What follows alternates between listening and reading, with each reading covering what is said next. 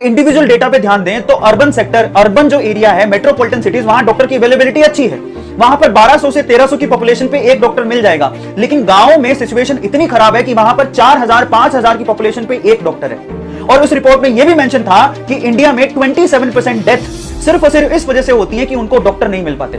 अब आप ये सोचिए कि डॉक्टर की रिक्वायरमेंट कितनी ज्यादा है। बहुत सारे माँ बाप चाहते हैं कि उसका बच्चा जो है वो डॉक्टर बने। उसके लिए उसे वो साइंस दिलाते हैं, पहले तो अच्छे स्कूल में पढ़ाते हैं और वहां पर फीस भरते हैं। अब वहां पर फीस आपको पता है कितनी होती है। स्कूल की फीस, जो प्राइवेट स्कूल होते हैं उनकी फीस अच्छी खासी है। उसके बावजूद भी स्कूल में इतनी अच्छी पढ़ाई नहीं होती है, तो इन कॉम्पिटिटिव एग्जाम को देने के लिए उनको कोचिंग ज्वाइन करवाते हैं। और कोचिंग की फीस सालाना 1 लाख से 1.5 लाख 2 लाख रुपए चार्ज भी लेते हैं। अब ये इन्वेस्टमेंट पे स्कूल की फीस प्लस आप कोचिंग का चार्ज जोड़ लीजिए।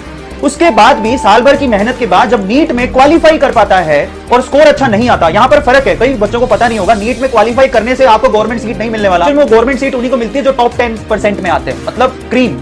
वो भी 10% में ज्यादा बोल रहा हूं, 5 से 7% में जो आते हैं उन्हीं को वो सीट मिली। बाकी बच्चे प्राइवेट कॉलेज की तरफ जाते हैं और वहां पर उन्हें बहुत भारी भरकम फीस भरनी पड़ती है। नीट के स्कोर का भी कुछ ज्यादा फर्क नहीं पड़ता।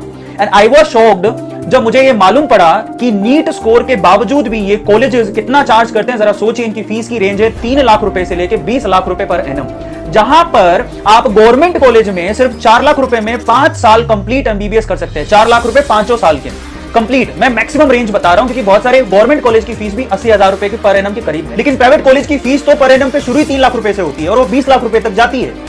और अगर आपका नीट का स्कोर बहुत कम है और फिर भी आप एमबीबीएस करना चाहते हैं तो डोनेशन सुन के आप हैरान रह जाएंगे।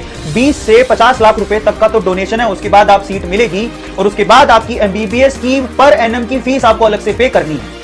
अब इस हिसाब से गवर्नमेंट के बच्चों को छोड़ दें, जो कि मुश्किल से 20 से 30 हजार होंगे जो साल भर में निकलेंगे, बाकी जितने भी डॉक्टर निकल रहे हैं वो कितना पैसा खर्च करें डॉक्टर बनने में, ये सोचिए।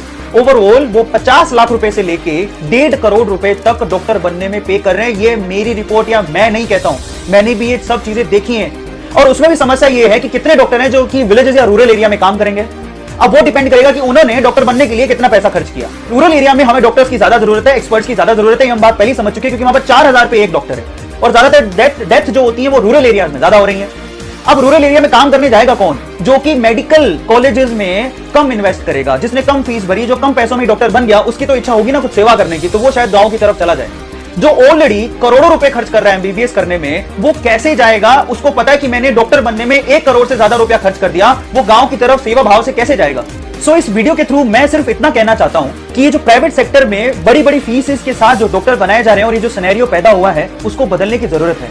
इस बात को आप गवर्नमेंट तक लेके जाइए, शेयर कीजिए, और मैं गवर्नमेंट से भी रिक्वेस्ट करूंगा कि इसके ऊपर कुछ कदम उठाए जाएं, जरूरी भी है।